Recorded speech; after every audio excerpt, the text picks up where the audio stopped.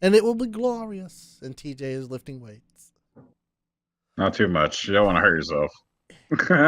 It'd be better if it was a shaped weight. It'd be better if it was a burrito. A burrito, and he's just going.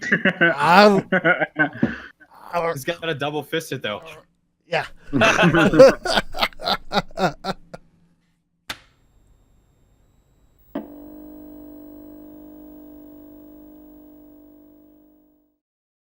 Hello, everybody. It's August 17th, 2018, and you are watching the Bitcast on the VGBits channel.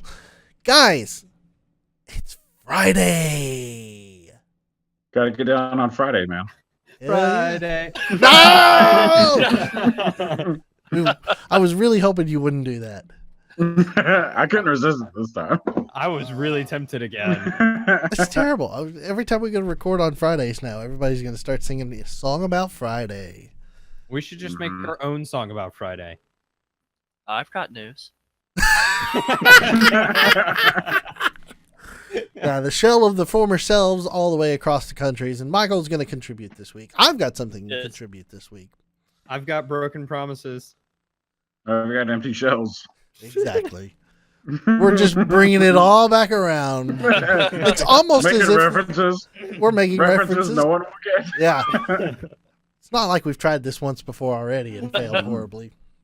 Or twice. Thanks to Michael. Yeah. What's he good for? Seriously. Absolutely nothing. Say it again. I think we can squeeze in a few more musical bars. Well, you missed my Regina Spektor I Need a Hero reference earlier. Oh, man. I love that song. It's a good song. Hey, when we get everybody in here, you know how bad we are when it comes to music and stuff. Everybody starts singing. That's true. We can't seem to stop ourselves from doing it, too, which is a really weird thing. It's something I don't get, but nonetheless. It's because maybe we should stop in the name of love. I was gonna say rest in peace, Aretha Franklin. True. Oh, did she pass away? She did. She did. News, yeah. Oh, that sucks. Queen of Soul, man, it's super sad. I'm really upset about that because I love her. Sad. But just wanted to throw that out there real quick. Way to bring the mood down, Michael. I wasn't trying to. I'm blue. We were talking about music. I just thought it.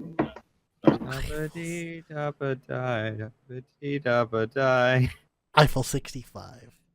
I'm blue. If I were green, I would die. If I were green, I were green. What does this podcast turn into? I don't know, but last time, a minute and a half in, we were already on to what have we been doing, what have we been playing, and now we're like 2 minutes in and not there. I know. This is the ultimate podcast. Let's go ahead and kick things off. Let's start the week off. TJ, go ahead. Tell us what you've been up to lately, because obviously you're not in studio this week. No. I'm in the great state of Ohio. Ohio! Come back to Texas. I paused specifically for that. Thank you. There's a Bowling for Soup song that is exactly for this right now. It is. Yes. I posted it earlier. There's nothing wrong with Ohio. Ohio. It's the snow and the rain. But I'm up here for my cousin's wedding tomorrow. Nice. Congratulations to them. Yeah, I mean, it only took him 13 years, but he did it. Yay.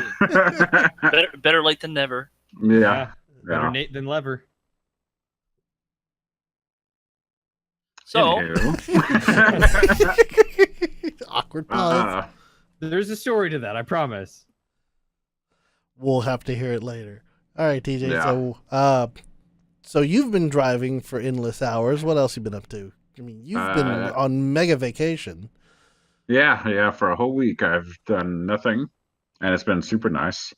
I played, I think, almost 70 hours of No Man's Sky. Jesus.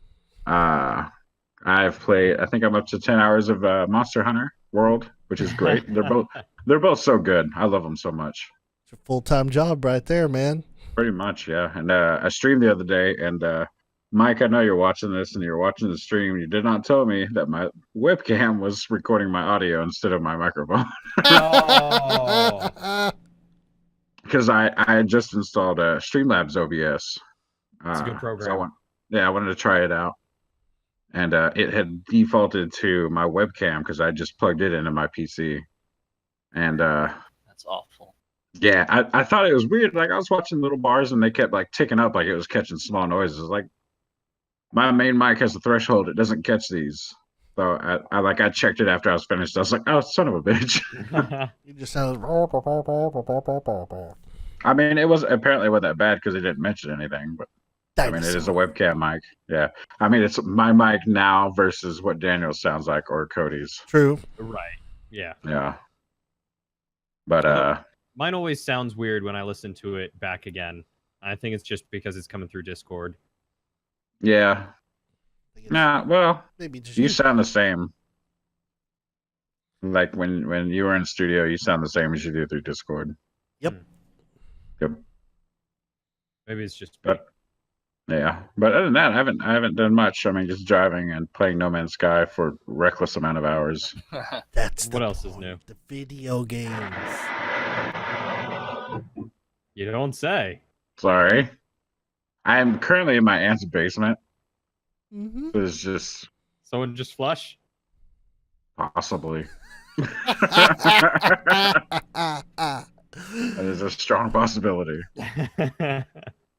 Like I've got the furnace right there behind me, so if you ever hear like a whooshing, that's the furnace. Whatever the hell that is. Okay. Literally thought the furnace was kicking in. I was like, there it is. Wow. Like TJ's magic. I don't know what they're doing. But yeah, that's all I've been doing. So I'll let you guys go for it. Okay. Michael, how about you go ahead and go next? What do you got going? I've also been playing a lot of No Man's Sky Mhm. with TJ, mostly. Taking a little bit of a break from it, just so I don't, burn out That means on it. that means nobody's playing it ever again. Yep. Possibly. Pretty But much. no, I don't know. It's taking a break from it right now. Other than No Man's Sky, I've been playing World of Warcraft: The Battle for Azeroth patch expansion that came out, and I am actually enjoying it a lot. There's a lot of things that I really like about it. It's been a lot of fun. The new Azerite armor feature in the game is pretty cool.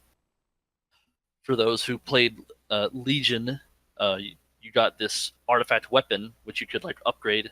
It's like this huge steel tree on your weapon that you upgrade. But now that those are gone, now they have that kind of the same thing with Azerite armor in the game, and it's and so far I've been enjoying it a lot. So and So what I guess- what character have you been playing?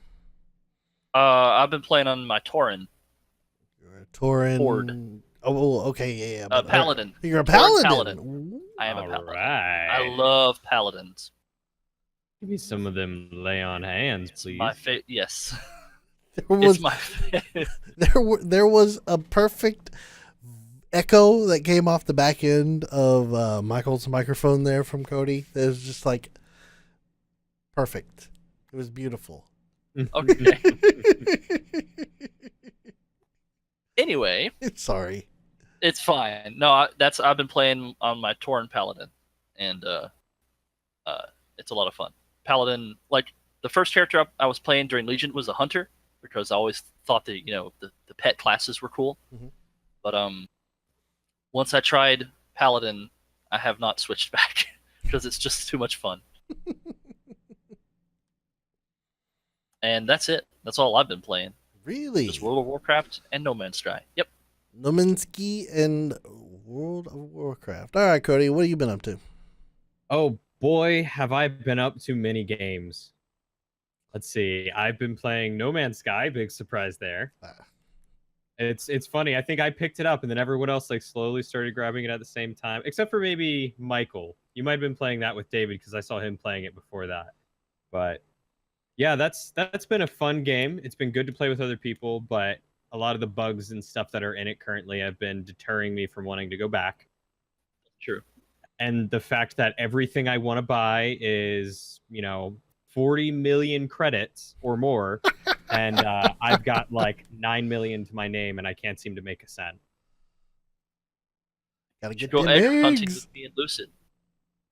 I would love to go egg hunting with you guys. That's how I made most of my money originally, and Oh, we have to have a time to do it. oh no! See, you don't have to go egg hunting with them. All you have to do is get as lucky as these sorry bastards do Oh, in the yeah. game, where they get handed 36 million credits by just some random passerby.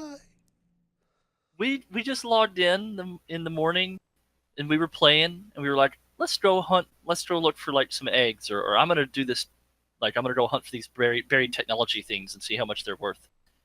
And this guy joined, and we were like, who is this guy? Oh, I hope he's not here to ruin our game. And he's just the nicest guy that joins your game. Hello, gents. I have something for you. Freaking Santa Claus. Oh. Here's Yep. some Merry processors. Christmas. Yeah, he gave us the what were they called? Superconductors or whatever they were. Superconductors. Yeah, or something like that. And, Sorry, dogs.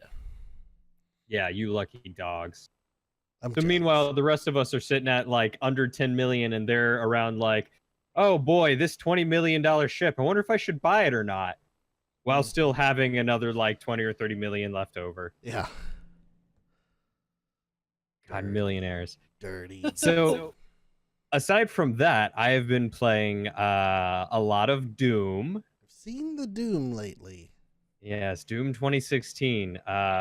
One of my subs on Twitch was like, hey man, I want to see you play this game. And he was kind enough to get me the game. And so I have been playing it for him and very greatly enjoying it for the most part. The gunplay and action is a ton of fun. It's really smooth. Killing demons is super satisfying. The guns are super satisfying. I got the double barrel shotgun recently, and that's pretty much the only thing I've been using.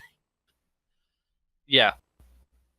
For those who haven't played like the 2016 Doom, but have played like the original, this game is a lot like the original. It's really good. It is really, really good. Yeah. My only complaint though has been that it's felt like the combat was spaced out too far in the earlier levels. Like you'd have this small blip of combat and then like a long getting to the next checkpoint, progressing the story, and then a small blip of combat and so on and so forth, up into the point of where I'm at now. And maybe it's just because I've stopped caring about collecting all the collectibles, because basically in all the levels up to the one before where I'm at, you could backtrack through the level and collect everything.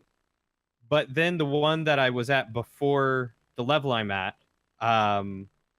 it introduced a new obstacle where you can't get back to the beginning as easily as you could have before, and now they're just putting locked doors behind you. Like you move on, it's like locked door, you missed whatever was back there, and yeah. That's about the point where I stopped collecting collectibles. Too. Yep. So I've just been running through, and the combat pace has felt a lot better. It's like you walk into a room, boom, tons of baddies, and you go crazy, killing things, shooting things, blowing things up, and then it's like, all right, a little bit of exposition, go through this next door, more baddies, and so it's been really enjoyable to actually like fly through and kill things and jumping across the map and like using your jetpack for a double jump to shoot something in the face with a shotgun, turn around, pull out your rocket launcher, blow up something else, throw a grenade, watch small demons blow up. It's good. It's great. It is, yeah. I think that would be my complaint. It is really fun, but it a little bit later it does get a little bit repetitive. I think the game is a little bit too long, in my eyes. Okay. I know other people may disagree. I think personally it may be a little bit too long. It kind of dumped, like after so much demon killing. At first it's like, yeah, glory kills, rip off his arm, smack him against the head, and after a while you're just like, oh my god, just hurry up, get me through this level, please. It's kind of like Serious Sam in that respect. Yeah, exactly. Yeah. Because that game's fun. You get to kill a lot of things, get big old weapons, but after a while you're just like, oh my god, how many people can I kill before the level's over? Yeah, it gets to that point eventually. Yeah. But yeah. Soundtrack's great. Visuals are great. Game is really fun. I've been enjoying it. I wish the music were a little bit better, but you know, this is just me nitpicking. This is like after playing it for like the 10 hours that I've played it. It's like these are the things I wish that they would improve on. But overall, I would say like 80 to 90% is just all fun, no nitpicking. It's a good game. Yeah. And then third game that I've been playing, because I've been playing a lot of games lately. I played Pokemon Snap on my new Nintendo 64. Yeah! Hey, you got the Nintendo 64. I did. Awesome. Picked it up on Thursday. No, Wednesday. No, Monday. I picked it up Monday. I'm sorry. Picked it up Monday. $50. The woman seemed like she wanted nothing more than to just give it to me and get out of there. She practically like shoved it in my arms and was like, "All right, $50 cash," and then just jumped in her car and started to drive away. So Probably either thought, she was what? I was gonna say she probably thought you were gonna try and stab her. Yeah, I was gonna say either she was very scared of me or I don't know. Because she had, I assume, either her boyfriend or husband or someone in the car with her. So, and he just seemed like he did not care. But she got out and she's like, "I just want to get out of here. Bye." Like, Dang. no pleasantries, nothing. And I was like, all right, so this is what it's like to buy things off the internet. It is. Pretty much. I've had that same exact experience. But But Pokemon Snap, good choice. yes, Melissa was over this past week, and I decided to give it a go the other night. And I was like, Pokemon Snap, that seems like it would be fun. So I loaded that in and started playing it. And she instantly got like enveloped into it. And she was like, "Can we just play this all day?" And I was like, "Sure." So it is a fun game. we played it to completion. Wow. So all the games you got are all 100% working? I've only tried two. I've tried Pokemon Snap and Mario Party 2, and both of those have worked. Well, But- Mario Party 2 was the important That was the one important to one. see if it worked. Yeah. Yeah. So that's good. Yeah, that one worked. I only played the first island. I played with my niece, and it got to the point where she was just like, "Can this game be over yet?" But it was still fun. It was interesting to try it out and see what I have been missing my whole life in not having a Nintendo 64. And I might actually be getting Ocarina of Time from one of my friends and viewers on Twitch. So we'll see about that. Nice. So, games that you have to experience. Okay. Blast Core for sure. 100%. It's the best game made for the Nintendo 64. It is one of the best for sure. It's a lot of fun. Mystical Ninja starring Goemon. That's a lot of weird. It's a lot of weird, but it's a lot of fun. I would like I was thinking in my mind. It popped up in my mind just because like usually it does. I was thinking I'm going to suggest GoldenEye 007, but then I No. thought back to our gameplay, and I was like, no. Let's That not game should be left where it's at. Yes. suggest that. The rose-tinted jar it came out of. I would own that only for the reason of that was one of the few games that I played on the Nintendo 64 growing up, and I loved it. So I would own it just for nostalgia's sake. Can't beat that, but don't play multiplayer. It's sad and depressing. Don't worry, I'll suggest more games later. But cool. I'll just play GoldenEye on Steam. Ganbare, oh Ganbare. I can't Or help you but could, think of the giant bald guy. Or you could play the mod on the emulation for GoldenEye, which includes mouse and keyboard play for it. Ooh. That was a lot of fun. I did that for my channel actually. I'll have to look up that one. Yeah, that's the only way I could play it now.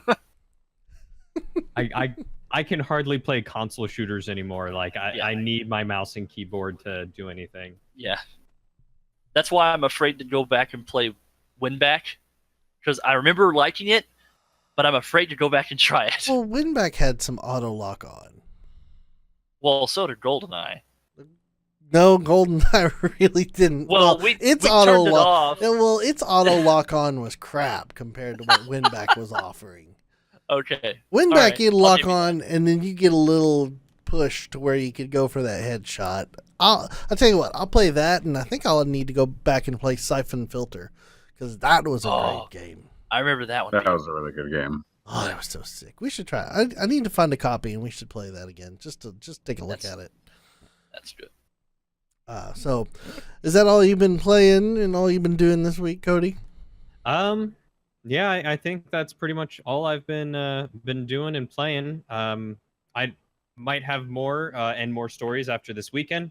Going to a buddy's birthday party, and there's apparently going to be a lot of alcohol. So Oh, there you go. That always makes things work. yeah, and I'm probably going to be the sober one. So this will be really interesting. It greases everybody's gears.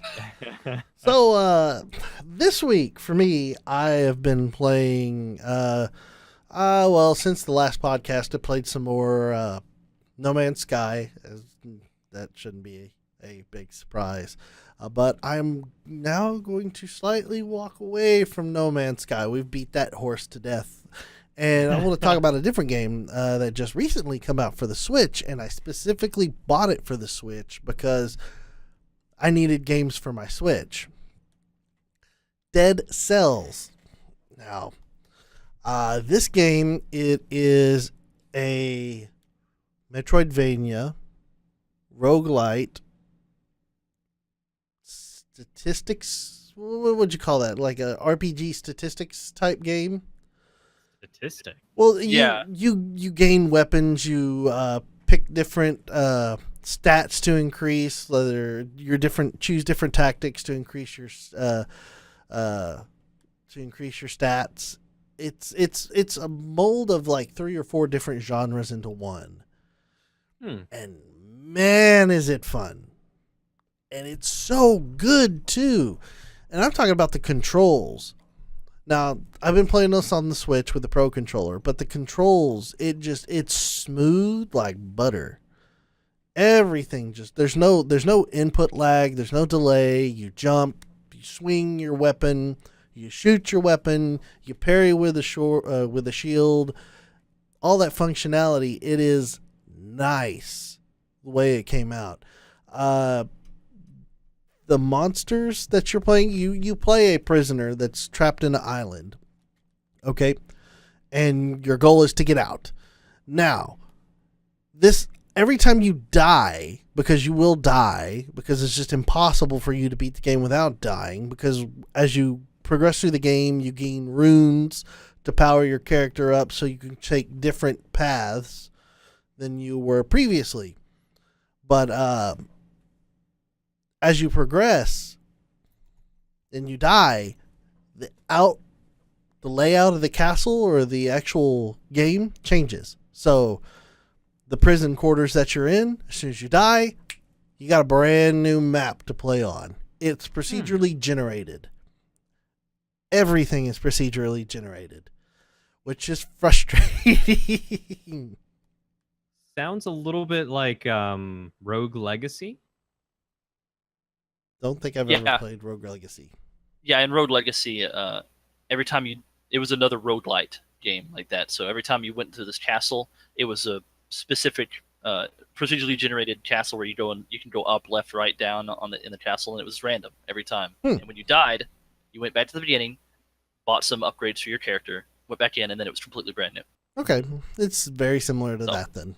Yeah. But it is really, really good. I've got about an hour of gameplay into it right now, and I am looking forward to playing some more on my brand new Switch that I finally got. Now, past couple of weeks, I have been waiting for a colorware Switch. I had bought one a while back, July 19th, and I said, I want a specialized colored Switch. I want to be different. So I bought one off of Colorware. It is a very premium price. It cost me $569. So A lot of money. it is, and I'm going to say this.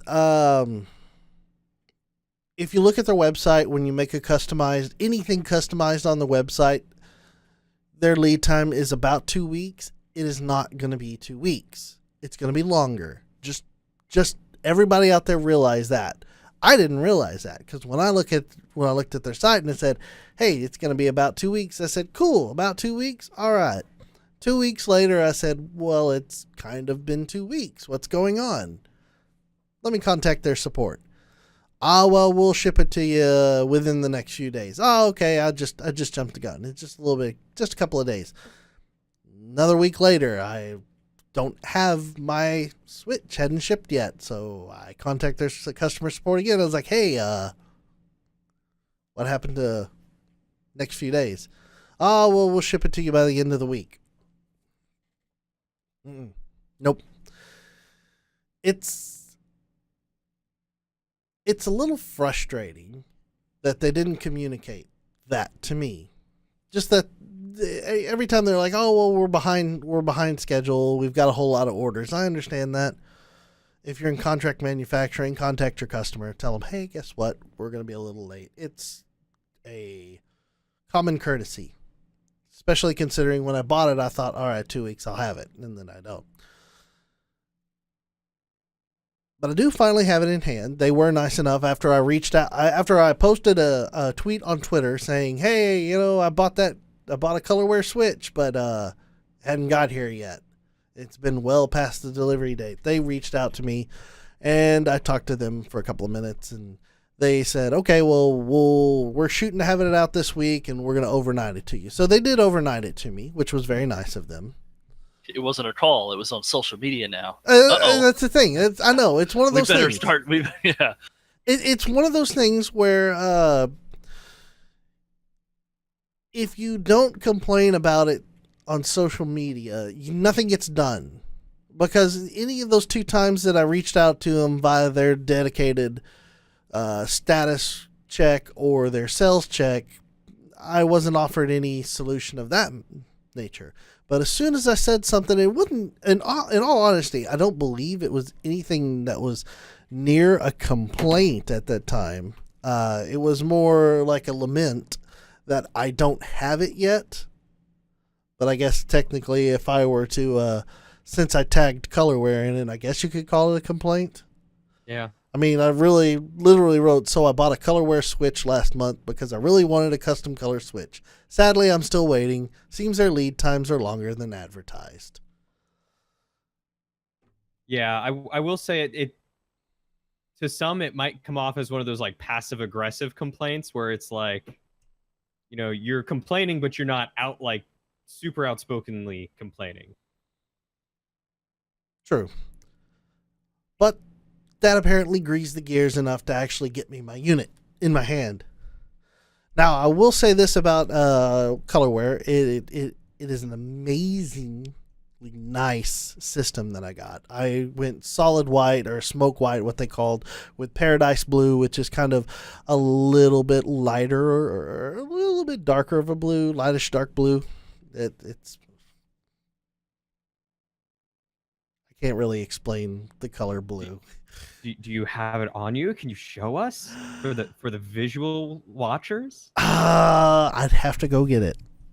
I'm sure we could fill up dead time for that. I will have to go get it and bring it in. You will see the blue. But I will say the quality of the paint job was great. And the feel of it feels like it's almost like a type of paint that you would use for a car, but more so plastic. So I do like it. So give me one second. It better be at that price. No kidding. I mean, this is a very high premium paint job, and even TJ was sitting there giving me hell about it when I first talked about doing this. So yeah, and now I'm thinking of ordering a controller. I was about to say, and that's from TJ, who's always like, I got money. So I do have a follow-up to this. I tell you what, let's take a super short break, and then I will be right back, and then we'll continue rolling in on with this colorware Switch, because I do want to show it off and talk about it a little bit more. So we'll be right back. Okay.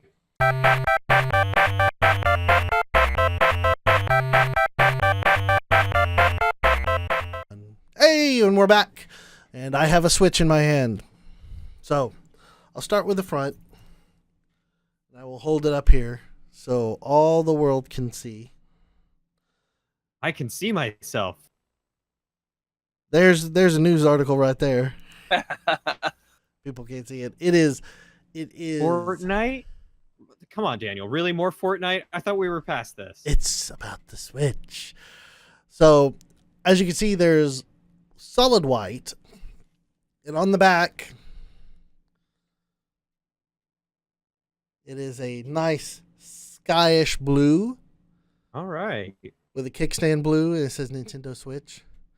The quality of the paint job that they did is really, really, really good. Their secondary color that they did for the blue, there's a few little wavy lines that I can see, maybe just because of poor masking, but it's not enough to where if you weren't looking as hard as I was going to look at it, considering how much money I spent on it, you would never notice. So it is. They even painted the underside.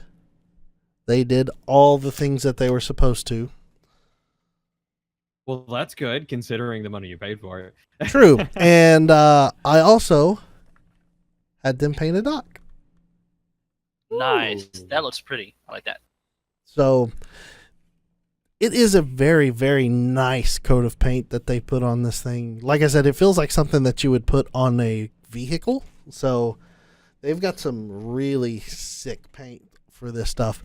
And I did say I was going to follow up on something. I think I'm going to order a custom controller to match the color of the Switch now. This time I know it's going to take forever, so I will be better prepared for the wait. But nonetheless, boy, is that pretty sick. That is nice looking. Yes. It does look really nice. So props to Colorware and their quality that they put out on their product. It is a premium product, and if you can afford it, then therefore it is kind of worth it, just if you want to stand out and be a little bit different. So if you got the chance, take a swing. So now I have another Switch console that is defunct at the moment, as I've transferred everything over to my new Switch. So we'll see what happens with that soon enough. But so I guess really that's kind of all that I've been playing and all that I've been doing lately. I don't think I've been doing anything else that's been exciting. Nope. So that's going to be it for me. And that's going to be it for this segment of the podcast. I guess we're going to move on, gentlemen, to the news. And this week. Wow. What? We're at the news already? Yeah, we're at the news. Nobody. We get through this a lot faster when we don't talk about movies and shit.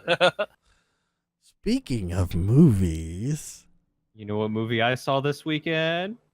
I have no idea. I don't even know about movies right now. There's nothing good on right now. Huh? The original Jumanji. Oh, well, that's a good Oh movie. man, Have you never that's a seen that? good movie to see. No, I've seen it. I just watched it again because it was good. Jumanji. I did see a couple of movies this past weekend after I got feverishly sick after the podcast last week. We didn't do sorry to everyone. Yeah, it wasn't them. Sorry that I was a little bit out of it. It wasn't No Man's Sky. I was in a lot of pain and then got hit with a fever like immediately after. So, but I watched a movie called Ex Machina. That's a really good movie with a trippy ass ending. Yes. The ending at first, I was like, well, I'm not satisfied with that at all. But as I sat with it, I went, no, that was really, really fitting for the movie. Yeah, it was a very strange movie, but it was actually pretty good. And then I also saw one called Mr. Nobody, which again was a very trippy movie. It's on Netflix. It's very good. Yeah. Never seen it. I watched a movie too lately that I didn't catch whenever it first came out. Oh yeah? Yes. What'd you watch? It's an animated Pixar film that I never watched because at the time, whenever it was coming out, I was a bit tired of Pixar. Some of their recent things weren't interesting enough to me. But I've decided to give this one a try. I watched Inside Out. Oh. And I thought it was actually really, really good. That was haven't seen Pixar? That one was Pixar. Yeah, that's Pixar. I thought it was DreamWorks. No, that one was Pixar. Inside Out was, and like I said, at the time, whenever it came out, I think I was a bit tired of Pixar, but I decided to give it a try recently, and I was like, hey, this is actually really good. It's actually really adult in the way it handles a lot of emotions and things like that. So I thought it was really good. I just remembered Is it on something. Netflix? Go ahead, Michael. Is it on Netflix? That's all. That's all. It's not on Netflix. Darn. Hulu? I got it through Amazon. I just was like, I wanted to watch something, so I got it on Amazon. All right. I forgot about this. I need to fill you in on the ending of Snow Crash. Oh yes. You actually finished it? Oh yeah.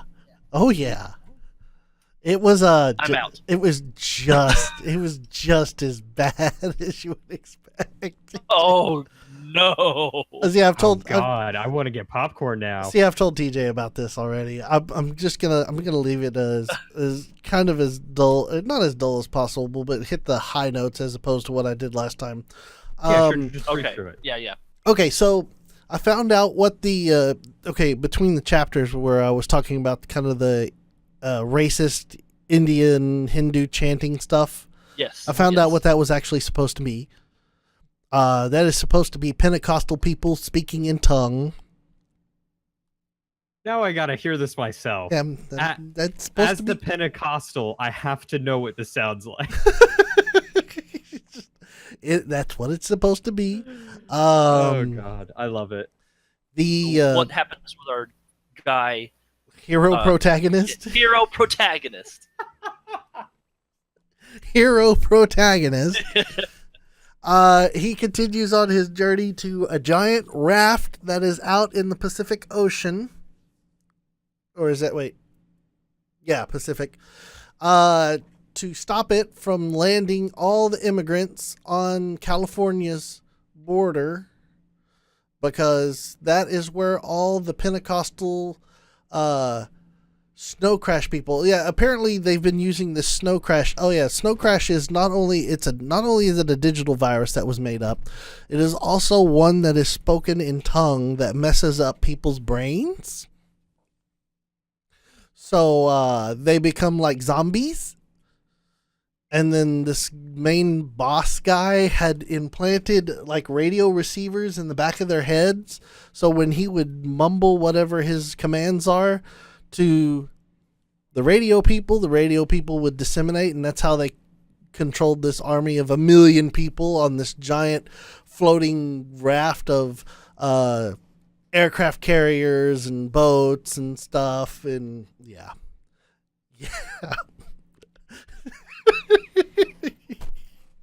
Yeah, so he rides his motorcycle to the West Coast to stop To the raft. To the Please raft. Tell me he rides it over the ocean like Jesus to the raft. No, he didn't do that. He met up with the mafia boss again. Of course, right. And he Gotcha. got on a boat that was chartered with the mafia, and they went out in the ocean to stop the raft. And during this time, the courier girl, the 15-year-old courier girl, she had been kidnapped, and she got sent to the raft. And while she was there, she met the main character, or the main antagonist, Raven, that big guy with he was described as a guy whose head starts at a point and then not at a point, but kind of a little round, and then comes down at an angle to his shoulders, like there's no neck. So she met up with him, and apparently, they've kind of been the entire time through this last section of the book, they've kind of been hinting about her having a real attraction to him for some reason. So much so that they actually went into a well, hold on. I'm getting ahead of myself. Raven likes her too after they meet up. So he decides he's taking her on a date, which makes her groin feel tingly. Yes. And remember, this is a 15-year-old girl in the book. Yeah, I was. Mm-hmm. And then so he takes her to the best place that they can get food on this trawler, which is it's like a squid restaurant apparently, because all they eat are fish there. Hentai. True. Then he has to abandon their date in the middle of their date and go kill people, which hero protagonist is amongst those that he's trying to kill. He doesn't quite finish the job. Hero's still alive. Raven comes back, scoops up Courier Girl, takes her to a shipping container on the top part of the boat, which is dressed up like a luxury hotel. And the author proceeds to describe a sex scene between them. And keep in mind that this Raven guy is like probably in his 40s. So. What? Yep.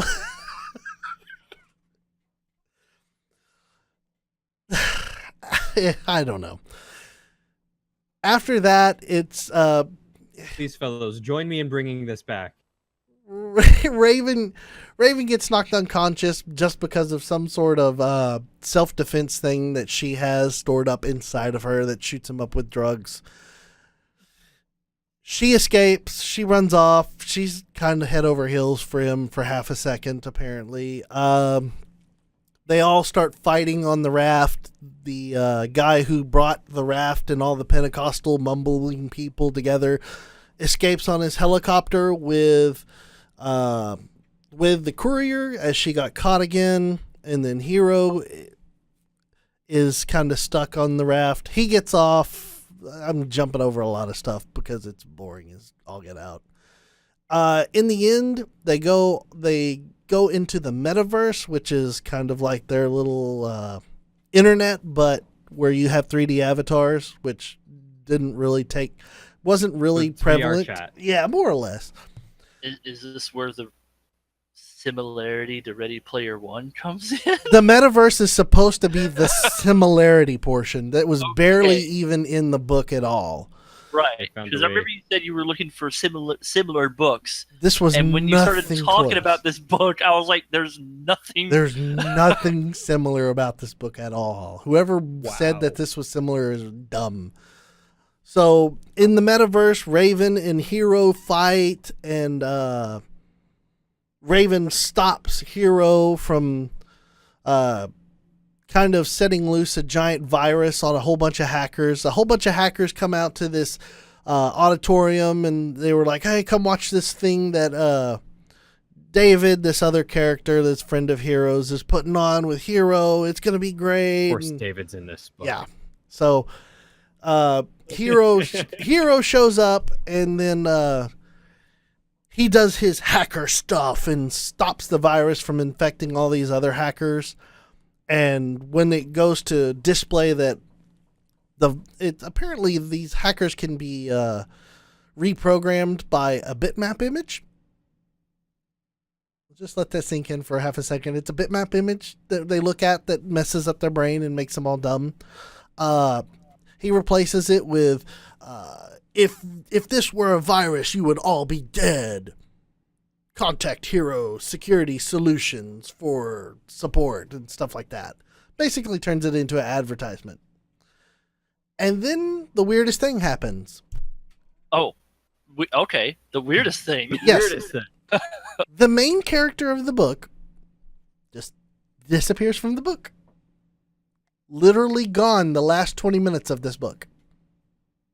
And the situation hadn't even resolved itself either. He was just like, pretty much, he's like, peace out, I'm done, bye! Some protagonist. No kidding. And it's left up to the second main character, the courier girl, Whitey. And she's not even doing anything at the time. She is sitting in a car with her mom while the mafia boss is fighting Raven and trying to finish him off in real life to stop him. And then this Colonel Sanders guy, I guess is the best way to call it. He's supposed to be a Pentecostal preacher from Texas. That Colonel Sanders. Okay, that makes sense. So I think that's the only thing so far that has made sense. So, except shouldn't be Pentecostal, it should be Baptist. It's Pentecostal though. So, all right, here's where it's going to get even better. So they're fighting to stop that. The Colonel Sanders guy gets on his helicopter to escape. Okay, Uh-huh. and throughout some of the book, they've had little Them bitty church slivers. dollar bills. They've had little bitty slivers of talking about a puppy dog. Okay, so apparently the courier girl had found a dog at one point in time and took care of it, and then the dog got stolen and turned into a robot dog. So the robot dog apparently hears the courier girl in trouble, and robot dog can run like thousands of miles per hour. And he comes running like a bullet, and then Colonel Sanders' guy is getting away in his helicopter. So what does the robot dog do? Scud missiles into the helicopter and blows up the helicopter. And that's where they ended the book. Yep. It was a really good ending. I enjoyed that. There you go. So Penny and Brain from Inspector Gadget end up saving the world at the end. As they should. Okay. Because, I'll I mean, get you Inspector next Gadget can't time, do anything Gadget. himself. It's just like, that was the book. And like I said, the main character just disappeared the last 20 minutes of the book. He was like, I'm done. It's like, I've done my thing. I'm good. Jeez. It was the weirdest thing I have ever read in my entire life. So there is your book club moment. Don't read that book ever. It is strange. Thank you. I don't want to read ever again. This is what happens when you let anybody publish stuff. I don't know. This guy's got a lot of other books that people apparently like. How was the narrator? Terrible. Oh, all right. Never mind. It did- I was gonna say let's try and like make this a good note. How was the narrator was good, right? I remember he said in the last podcast that the narrator was kind of like meh. Yeah. And So it didn't help. that I have no words. I can't even come up with anything to say about that. That's a special kind of messed up right there. Mm-hmm. So anyway, I did promise last week that I would share the end of the book, and I did trudge through and finish the end of the book. So there you go. Yay. Mumbling Pentecostal people try to take over the world, God. and the robot So dog much wrong. stops them all. Go Brain. So On to the news. yes, let's go back to the news. Let's talk about news this week. Here, I'll go ahead and kick news off since I just finished talking about that. Hey guys, Diablo 3 is coming to the Nintendo Switch later Nice. this fall. Ooh. If Yes. you like your Diablos, the Diablo 3 Eternal Collection, which will be a $59.99 bundle, which includes Reapers of Souls and Rise of the Necromancer expansions, is supposed to be released sometime. Nope, it's still just this fall. Okay. They don't have an exact date on it right now, but coming soon trademark. So now you can play your Switch. So, was there any special things in the game because it's on the Switch? Nope. They're just. You sure? Oh, I'm sorry. There is a Nintendo exclusive, a Ganondorf-styled cosmetic armor set. I Okay. had missed that. And a Triforce Wow. portrait frame, a Kuko pet, and there's a few more things. I did overlook that in the article. Neat. Nintendo Zelda-based skins. Cool. So, get your Ganondorf-styled cosmetic armor. You can't color it anything expensive because it's expensive. Cool. It's the So Legend of Diablo- Ganondorf. The Legend of Ganondorf. I do like Diablo 3. It is, I mean, we've played like 10, well, no, not 10 hours, but about 8 hours. About worth 6 of- hours. Yeah, 6? 6 or 8 hours, yeah. Yeah, we played quite a bit of Diablo 3 for the channel. Cool. So, Well, there I'm is looking forward to that on the Switch. Awesome. there is that. In other news, which is strange but interesting, Microsoft has a Halo arcade game, and it's being sent out to Dave & Buster's across the U.S. Interesting. Yep. Is it going to be like, what was it called? Time Crisis? Was that the one? No. The one where you have the gun and shoot at the screen. Yeah. That's what Time Crisis was. There's another one Mm, that I can't remember. It was released on the Wii at some point, and I just don't remember what it was called. Time Cop. Time Cop. With don't Jean-Claude think Van Damme. No, this is Fireteam Raven. It was announced during E3. The booth uses a 130-inch 4K screen to allow up to 4 players to play, manning 4 turrets in the game, which allows them to fight across 6 levels. Players will be able to log into the game with their gamer tag to add their progress on Halo Waypoint. So I will actually be at a Dave & Buster's on Tuesday. So I will see if I can find this and try it out and let you know what it's like. I wonder if it's going to be like one of those mounted turret games where you aim it at the screen and go. I believe that's going to be the case. Okay. So, On the rail shooters. yes. Yes. So Yeah. you're fighting. It's the arcade is set during the events of Halo Combat Evolved. So Okay. we will Fair enough. see how that pans out.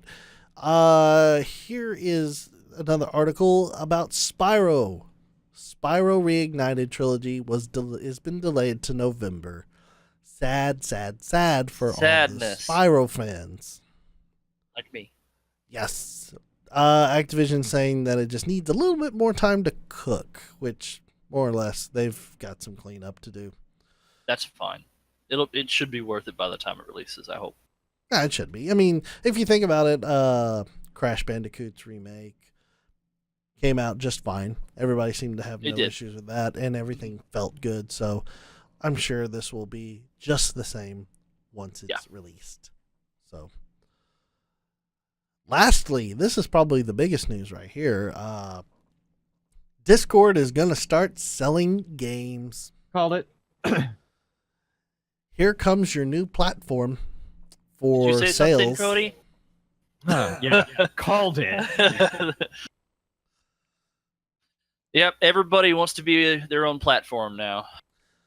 Yeah, it's apparently Discord's going to sell games, but it also right now will. It's if you haven't seen recently, they've had a new little games icon type deal that now just basically searches your entire computer and gives you a list of your games in Discord so that you can launch through Discord. Just how like you can kind of do it with Steam, but theirs is automatic. So Discord has really built up their huge base of people. So now they're going to start selling games. I believe right now who they have on board for games is THQ and it was something Silver. Golly, I forgot. Deep Silver? I think. But they are the two publishers that have signed on so far with Discord, and you can only imagine more are going to come. Huh. I mean, when you have like 150 million people using your device. I mean, it is a good chat program. It's a good chat program. But, I mean, I don't know how it's going to do as a platform for games. I don't know. Discord uses a lot of memory right now. So. It does. And that's why I'm thinking it might not be very good. That concerns me a lot. But here we go. Soon you're going to be subscribing to an app. The half steps are being taken. We're having more. You want to get better deals on games? You better go Nitro. Oh gosh. Yep. You're gonna pay $5.99 a Go month? Discord Nitro. Yeah. Get that $4.99 and get all of those animated icons that you can stuff in everybody else's channel. Or you can do $50 a year. Save you some money. I would like to vote to go back to cartridges and CDs, or at least digital downloads to respective platforms, instead of having app exclusives, because that's one of the things I've hated about Twitch is the fact that they're like, here, have this free game that you can only use within our app. Mm-hmm. Yeah, the Twitch app. Yep. Yep. And like, I can get Blizzard doing it or Bungie doing it. I can get Ubisoft doing it or Rockstar doing it because they have their huge specific IP games. But at least Rockstar and Ubisoft still sell their games on the other platforms. You're just required to launch it through their launcher. Yeah. Like that, I'm fine with. But when you start saying like you can only get this game, or when you get this game, it's only on this app or this platform, that I start to have an issue with. Mainly because Steam's been around for so long that it's reliable. Mm-hmm. It damn sure didn't start that way. Let's forget That's how true. terrible Steam was. That is true. Steam sucked when it first came out, but it's improved a lot since then. And now it's like the go-to for like your video game platform, digital platform. Yeah. So that's all the news that I have for this week. TJ, you want to go ahead and crack into your news? Yeah, I got a couple things. One thing I care about, but I do, is Fortnite? Elite Dangerous. No, Oh. Elite Dangerous is getting a Chapter 3 announcement. So August 28th, they will be getting new stuff. Didn't say what. The trailer was just showed their logo and then the date, August 28th. So it's not called the fun update. Oh, come on now. It is fun if you really want to. Why are you just showing off you're just gonna go play Switch? I gotta play Dead Cells now, sorry. Like last podcast when Cody was just playing No Man's Sky on the side. Xbox is releasing a special edition controller, the Phantom Black Special Edition. Ooh. Which is translucent black and gold gradient. Ooh. It looks really nice. It's not an elite. I don't think they have an elite version. I think it's just the regular Xbox control or Xbox One controller. And I think it's already out or available September 11th. So weird choice of date, but whatever. Okay. Breeze past that. Also, New Man's Sky got No Man's stupid. I'm reading the headline. Newman. Sorry, Newman. Newman's Sky. Yes, it's a postal worker in New York. It's all about Jerry. Oh my god. I'm sorry. I apologize. Nobody really got that except for us old people. Yeah, Seinfeld joke for you youngins. Love Cody's. I was about to say I got it. Yeah. It wasn't funny because I've never watched Seinfeld, but I at least got it. It was just funny thinking of Newman being in his face. Yeah. All right. Breezing past that. Yes. So No Man's Sky got an update fixing a lot of bugs. They didn't fix all of them because, boy, there's a lot. But, I'm not going to go through this list. Comicbook.com.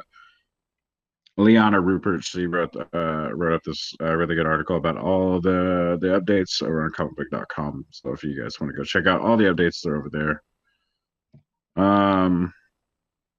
But lots of good fixes, which will hopefully make the game better. Because I mean, there's a lot of stuff. Like I got a really, really good exotic ship over the weekend. I was super stoked about, and as soon as I took it out, the game crashed and I lost it. So I was super upset about that. But hopefully stuff like that will get fixed soon. Wait, is this the other one that you got?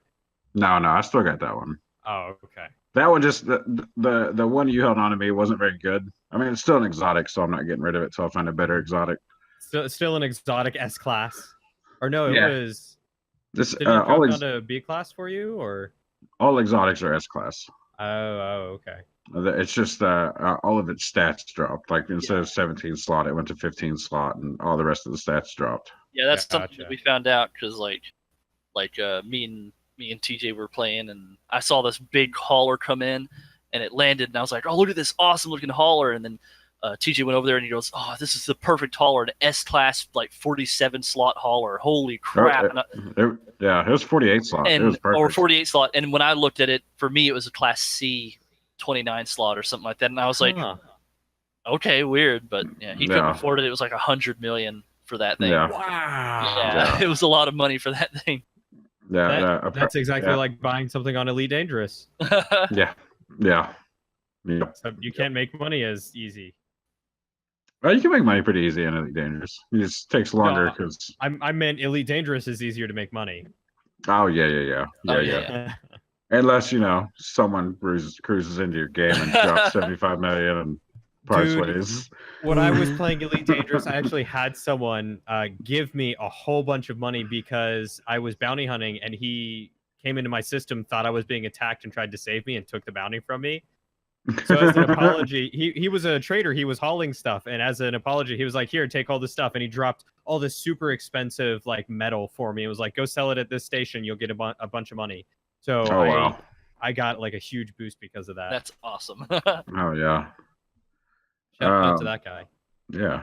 So those are the kind of people that keep communities going. Yeah. Like have an abundance of wealth and just like toss it around.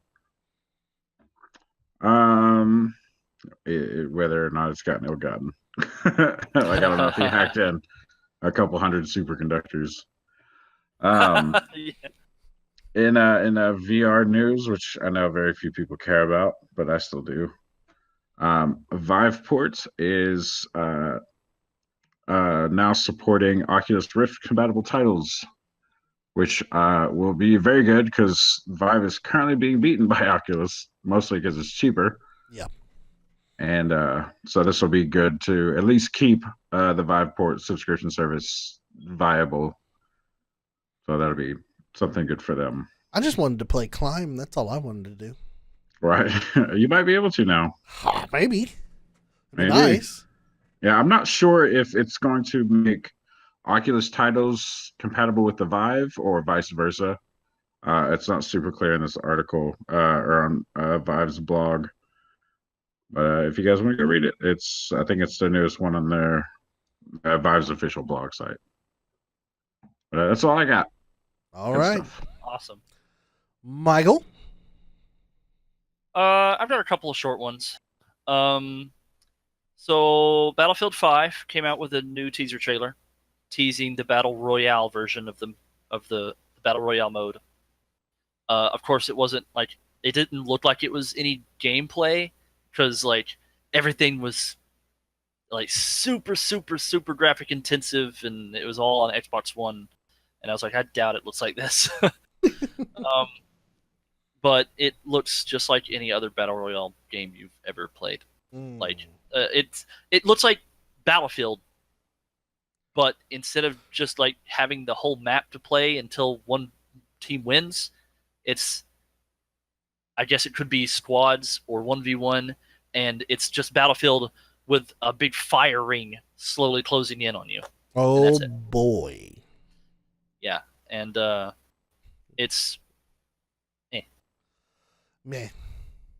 It doesn't interest me in the least. Well, everybody's taking a stab at it. Like, oh, we gotta have the Battle Royale mode. Yeah. But I don't know. I could be wrong. Maybe it'll be awesome. Who knows? But as far as like just from that teaser trailer, the teaser trailer had every single predictable trope you could possibly think of. Everything from the hard rock music to zooming in on a person and then a plane going right in front of you, and then a building crumbling in front of you. Like they're really trying to get everybody hyped for it, but it's just the same shit that we've seen over and over and over in previous Battlefield titles. I was gonna say that sounds like every Battlefield title ever. Exactly. Also, how can you improve on the simplicity of a Battle Royale game? You don't. You just make stuff up. Reminds me of that Can't There was a improve video. poop.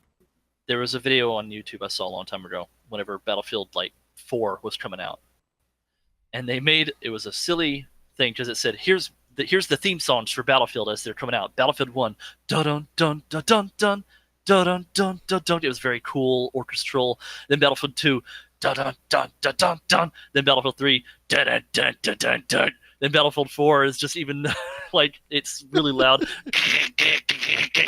It just got worse and worse as the titles went along. And that's what I feel like they're doing. They're just digging a hole and how far can we continue to bury this franchise? Exactly. I don't know. Like I said, maybe it'll be good, but just Battle Royale, like what you said, Cody, I don't know. Anyway, that's Battlefield 5 news.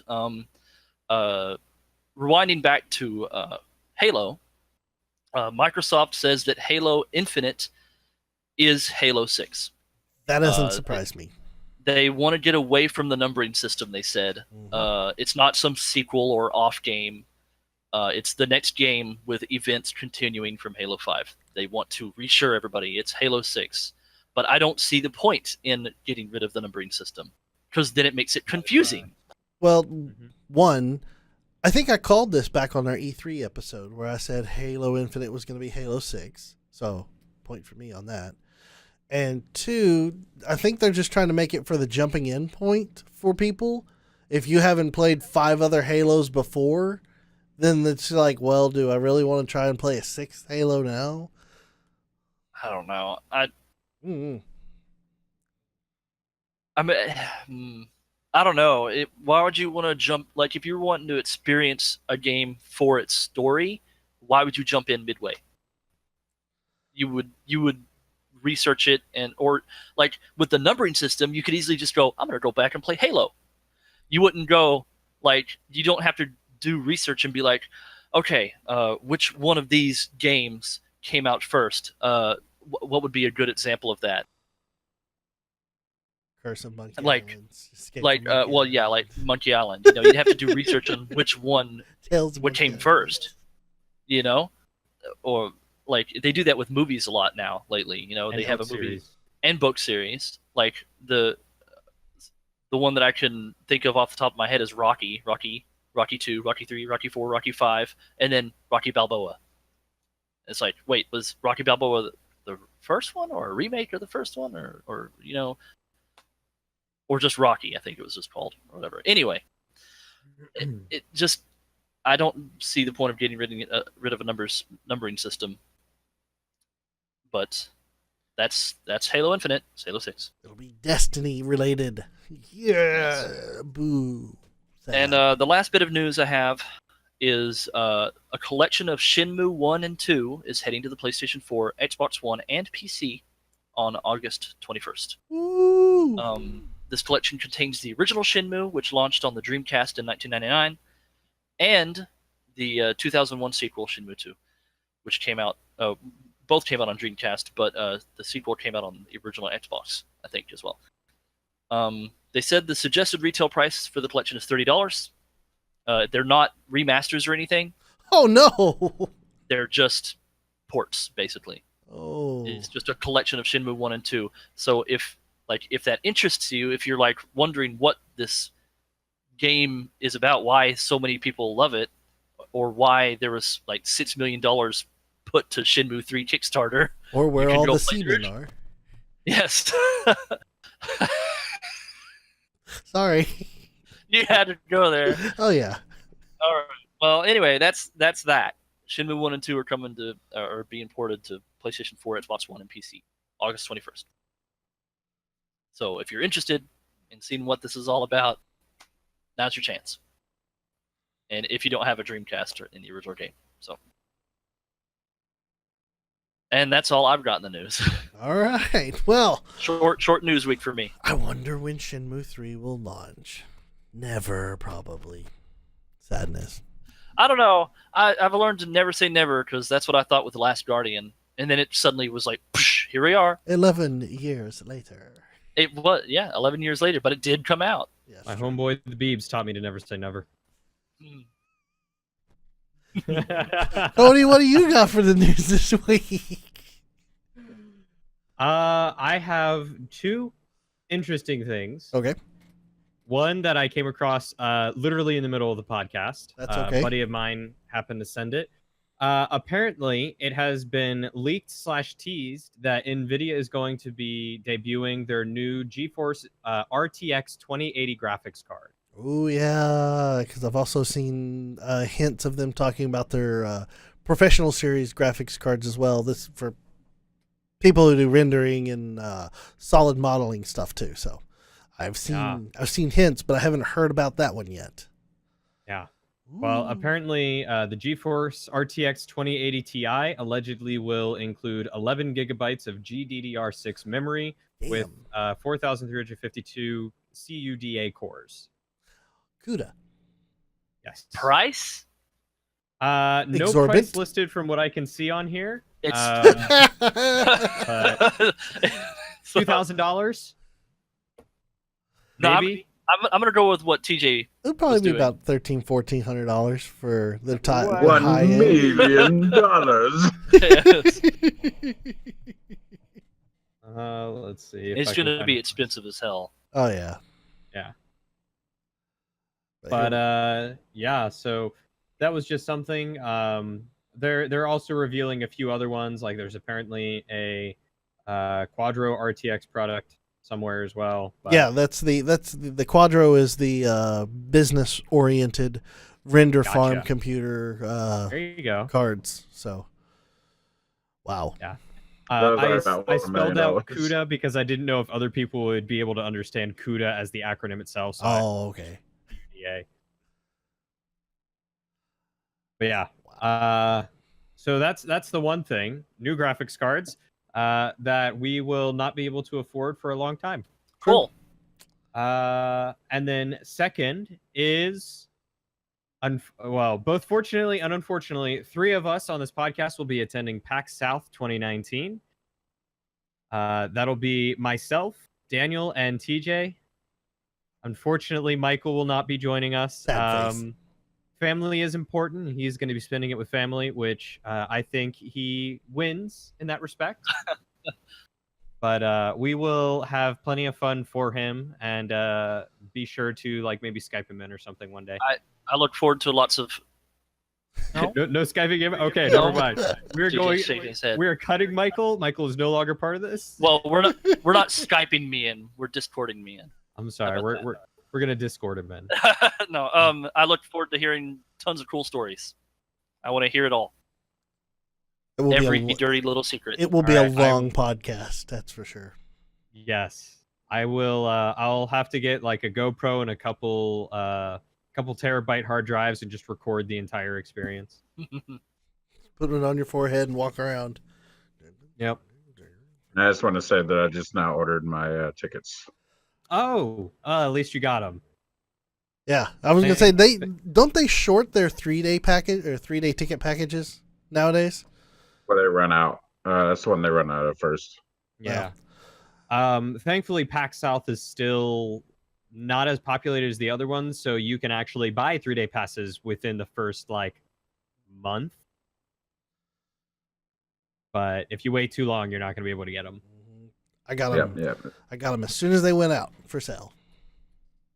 Yep, so did I. I was sitting at my computer, and a buddy added me on Discord, and I immediately went to buy them. Awesome. I had to buy 3 sets. Ouch. Yep, one for me, one for my girlfriend, and then one for my buddy Justin, who is also a listener of the podcast. Hi, Justin. And Hi, Justin. he's excited to actually get to meet everyone. Hi, Justin. Except for Mike. He was especially looking forward to meeting Michael. Really? Yes. I'm sorry. I'm sorry. It's all your fault. I think one of the reasons why is because you were expressing a lot of interest in, I forget which console it was, but one of the older consoles you guys were talking about one day, and he was like, I can't wait to talk to him about this thing specifically. So I told him I wasn't sure if you were getting to come or not, but I got things to do. yeah. That's all right. Maybe one of these days. One of these days. I cannot wait until PAX. I am excited. Me too. But yeah, so that pretty much does it for my news. We're going to PAX. We're gonna be there. Hey TJ, do you still have that the contact information for that puppeteer in like Australia or New Zealand? We'll just get one of Michael. There you go. We will commission a Michael puppet and we will I'll- take him I'll- around. I'll take it. Okay, if everyone wants a Michael puppet, they're gonna have to PayPal me $500. I don't think everybody PayPal you $500 at once. How about we PayPal you a Yeah. total of $500? Whichever comes first. I will alert everyone when the required funds have been received. Wink. All right. Well, I guess that's going to do it for this week's news segment. Gentlemen, thank you so much for your participation in that. Now we're going to move on to perhaps my favorite segment of them all. It is time for email. If you have an email that you want read on the VGBit Bitcast, you can send your emails to bitcast@vgbits.com. That's bitcast@vgbits.com. We will read them. Gentlemen, this week I do not have to make up a question for us because we have an email from our good buddy Icarus, who happens to say, "Hey guys, this week's question will be real simple. What game are you most looking forward to coming out next month?" September, by the way, for those who are wondering. For me, it's got to be Spyro Remastered. Ouch. Ouch. Since that is now a November release title. Sorry, Mike. That sucks. So, gentlemen, what games are you super excited about releasing next month? And I tell you what, I will go for forced. I will go first because this one's a no-brainer for me. Because I happen to have a console pre-ordered specifically because of this. It is the Spider-Man game. The new Spider-Man that's coming out on PS4 with all the web-swinging action of the original Spider-Man 2 game. With the beautiful and wonderful. It looks great. So I am super excited about Spider-Man coming out. So much so that, again, I've pre-ordered the Spider-Man console. And I will only give up the Spider-Man console if I get that blue or translucent blue PlayStation 4 that's supposed to be going for sale on August 24th. So that's the game that I'm excited about right now. Does anybody have a game that they're excited about for September yet? Because I've stalled as long as I could for you to look. I do. What is your exciting game? Okay, well, maybe it's not entirely a game per se, but back in March, I guess is when it was. Yeah, I think March 11th, actually, my birthday. And Michael's son's birthday? Yes. Yes, I remembered it. Yes, because Cool. my birthday is the 10th. The 10th, yes. Then my son is 11th. Yes. All these We March share a birthdays. birthday. Yes. It's also Creed's birthday, my buddy Creed, who you guys will also meet at PAX. So many March birthdays. Yeah, it's weird. TJ, what's wrong with you being August? Should blame his parents. They were But getting yeah. busy sometime in Christmas. Power went out, I'm sure. Too much snow. So back in March, I backed a Kickstarter for the Strongholds and Followers D&D guidebook by Matthew Colville. Ooh. And in September is when it will be released. If not the hardback version, at least the PDF version, I believe, will be coming out. Wow, that thing's already supposed to be coming out? Yeah. Holy He's smokes. been working overtime on that thing. But yeah, he started working on it before the Kickstarter and then used the Kickstarter to fund it, the streaming setup, the new studio, basically funding his own business at this point for him to do this stuff with. And so now he's been working tirelessly to get that done. I've been getting the emails and the videos and stuff that he puts up on YouTube about it, and I am super excited. The artwork that he's got going for new monsters that are going to be introduced with it is awesome, and I am just so stoked to be able to get the PDF to look through it to see how I can implement it into my game and get like strongholds and all sorts of stuff. And so it's not necessarily a game, but it's kind of like an expansion to my game. It's an expansion pack to D&D. It's good enough. Yeah, it's good enough. So I am so excited, and it'll be coming with when all the material, like physical stuff, ships out. I'll be getting the Emerald Dragon Wormling, I believe, as a miniature, as well as the hard copy of the book and some stickers. All right. Very cool. Very cool indeed. Okay, gentlemen, Michael, TJ, do either of you have an answer? Sure. Or For TJ. me, I was going to agree with Icarus at first and say, I was excited for the Spyro. But, before this podcast started, I saw that it got delayed. So, I guess I can't choose that one now. Nope. And I was also thinking, I'm looking forward to Shadow of the Tomb Raider, but I don't know if I'm looking forward to it as much as I am Spider-Man. I think I have to agree with you that Spider-Man is my game that I'm looking forward to next month. Spider-Man's going to be so dope. It's going to be good. Look, just that first trailer that they ever showed had me sold on it. You think about it. When's the last time you've had a really great superhero game? Was it Batman? Batman Arkham City or Arkham Asylum. It's been a while. The Arkham games were very good. The Arkham games were the ones that I was huge over. Like the first two, I think, were the ones that I really liked. I didn't get super deep into the other ones because it just kind of started getting samey, I guess. But yeah, since that point, Spider-Man, I'm looking forward to. Spider-Man. So that's going to be my answer too. Is I hate to steal the answer from you, but yeah, Spider-Man. Oh, that just makes Spider-Man doubly good.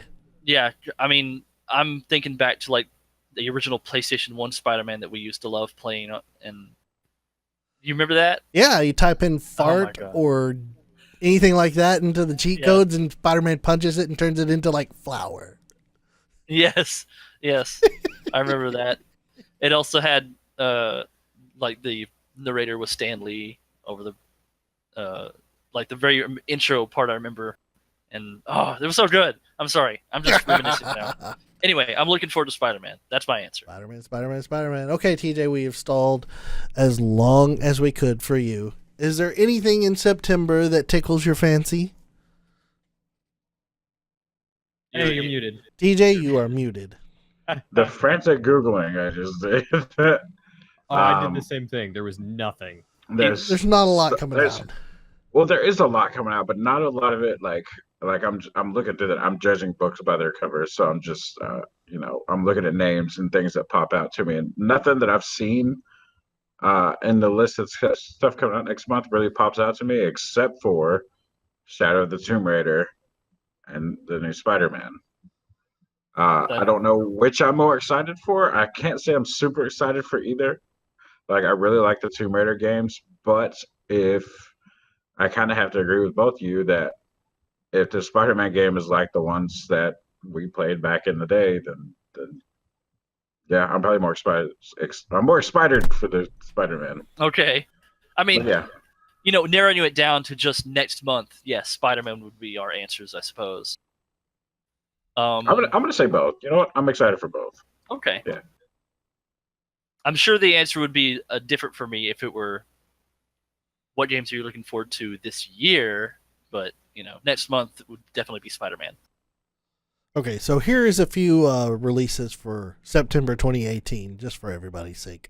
Destiny 2 Forsaken DLC, Dragon Quest 11, Moonfall Ultimate for PC, Ninja Clash of the Carrots, Planet Alpha, Zone of the Enders. Zone of the Enders was a really good game back in the day. Yeah. Little Dragons Cafe for the EU. Technically, not next month for us. We get that this month. Actually, I'm still waiting for Amazon to give me an updated shipping date, so I may have to buy it at Best Buy. I'm a little upset about that. V-Rally, Boundless, a whole bunch of sports games. The Bard's Tale 4. Scribblenauts Mega Pack, which Scribblenauts is great. It's not like a big game that True. it like grabs people's attention though, really. I'm gonna take a guess here real quick before you go further, and that Mike is most excited about Life is Strange 2. Episode Probably. 1. Life is Strange 2, Probably. Episode 1. Well, I mean, yeah. So there's a few games that are coming out in September. For me, again, Spider-Man tops them all. Tomb Raider's great, but Spider-Man, I want a Spider-Man game. I've been needing a Spider-Man game in my life. I'm more of a classic Tomb Raider lover myself, but Points yeah, over Spider-Man. curves. That's Michael's thing. Points over curves. Just so you know. No, I just like the original gameplay of that. That's It's just true. something about those old tank controls with the climbing and jumping and stuff. Just And really the puzzles were a lot of fun. Yes. I missed more, especially like the most recent ones. They've lacked puzzles. So not to hate on like anything in the recent Tomb Raiders, because a lot of the recent Tomb Raiders are really good, but I'm not a fan of quick time events true. in games. Yep. I'm not a fan of those. So, and the original Tomb Raiders didn't have that, so I must say that is one thing I've really loved and enjoyed about Doom is that there is no quick time events. Yeah. It is just, you want to open a door, you open the door. Now I'm thinking of a quick time event where you walk up to a door, press A, quick, Quickly press A. Look over your shoulder. and then, like the game, if you don't press it in time, your character goes smack into the door. Game over. Insta kill. Insta kill, or it's like the original Dragon's Lair on NES. You turn into like little skeleton and die. God. Oh man, yeah. No, I'm a more of a classic Tomb Raider player, and so I guess that would be the reason why Spider-Man is mine. Yeah. All right. Well, gentlemen, that's going to do it for this week in the VGBits Bitcast. If you're still listening, thank you so much for listening. And guys, thanks for joining me as always. Always a pleasure. This one's been a little bit shorter this week, but I think we actually kind of deserve a little bit of a shorter bitcast because normally we've been going the distance for a while. Yeah. We've been going for speed. No, I'm not going to do it. I'm going to end the bitcast now. So good night, everyone. Bye. Harder, better, faster, stronger.